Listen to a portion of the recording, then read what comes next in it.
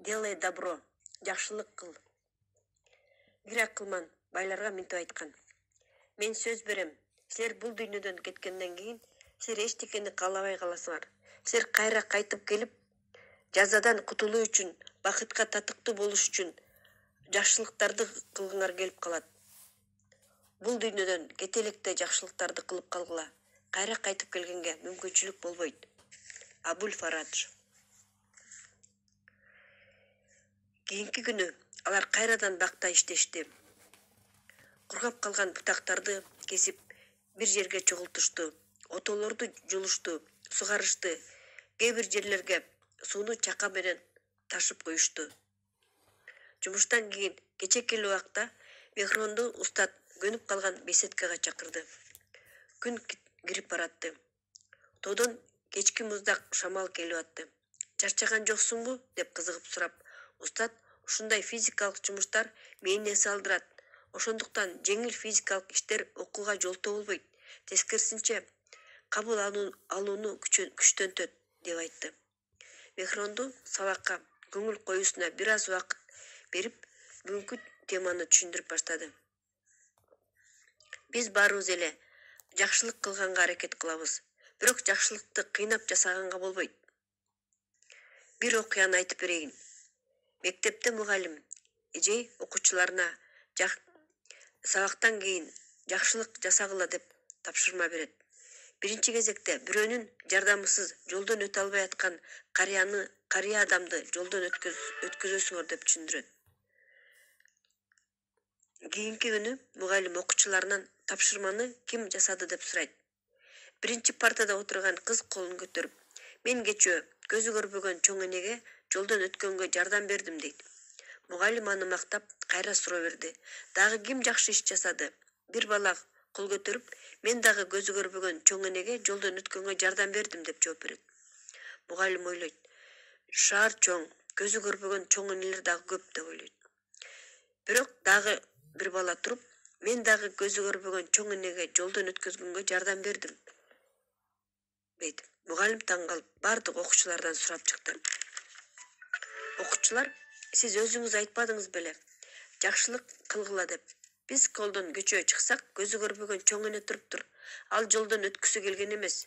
Бирок биз аны болбой жолдон өткөзүп койгонбуз деп жооп беришти бир ооздон.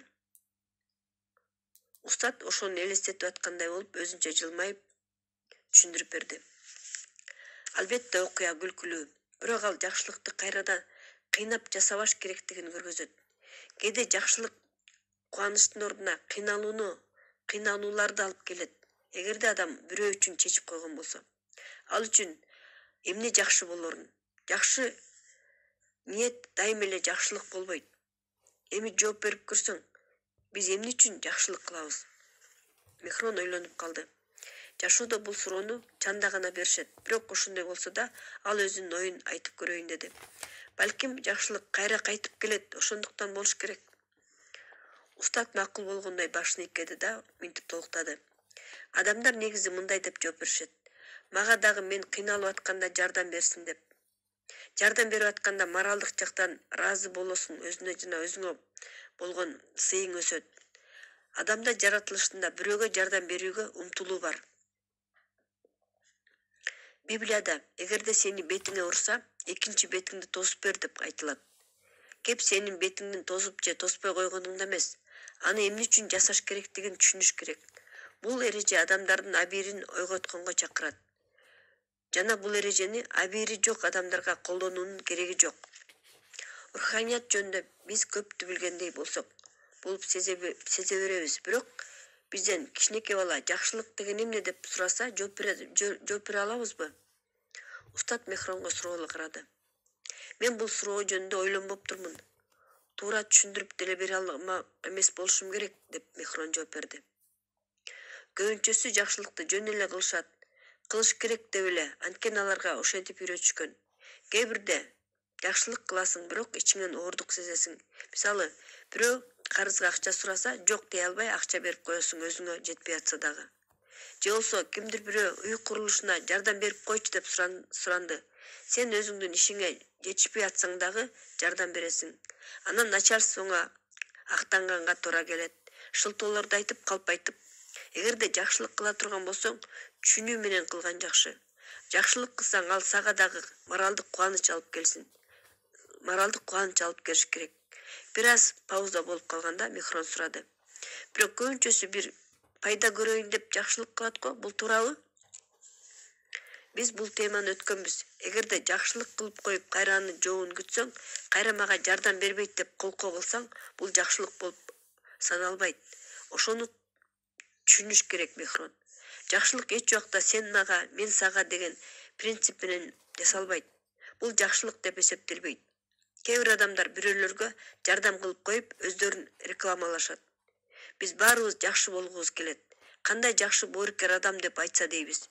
Бизди бирөөлөр мактап турганын, биз жөнүндө жакшы сөздөрдү айтып турганын жакшы көрөбүз. Критика укканды, каталарыңды айтып турганды, замечание кылганды эч ким жакшы көрбөйт. Биз көбүнчө жакшылыкты жөн эле жасабайт экенбиз. Биз жакшылык үчүн сөзсүз бир нерсе күтөт экенбиз. Өтө чанд эле убакта жакшылыкты чын эле муктаж болгон адамдарга кылат экенбиз. Чындыгында муктаж адамдарга Кудай эле жардам берет. Биз жөн гана себепкер болобуз. Кудай биз аркылуу муктаж адамдарга жардам берет. Биздин кылган ишибиздин баары жашообузду жакшыртканга жардам берет. Балким биз элге жакшылык кылып, алардын жашоосун жеңилдетебиз, а алардын жашоосу жакшырат. Бирок муну биз жасабайбыз. Кудай биз аркылуу жасайт. Биз ошого сүйүнүшүбүз керек. Жараткан баарыбыз үчүн кам көрөт. Кээде биз жасаган жакшылык бизди кабатырлантат. Мисалы, сен өзүңдүн досуңа жардам берип акча карызга бердиң. Убакыт өтүп, акчаны кайтарып бере турган күн келсе дагы карызды бербейт. Силер урушуп баштайсыңар. Бири-бириңерди күнөөлөп, мамилеңер бузулат. Акчаны эч убакта жакын адамдар менен болгон мамиледен жогору койбоңуз. Жакшы мамиледен караганда акчаны оңой эле кайра таап алса болот. Акчаны максатка койбо. Дагы бир руханий закондордун бири жөн эле Кудайга ишенип, эчтеке кылбай отура бергенге болбойт. Бир карыган адам лотереядан уткусу келет. Күндө Кудайга жалынчу.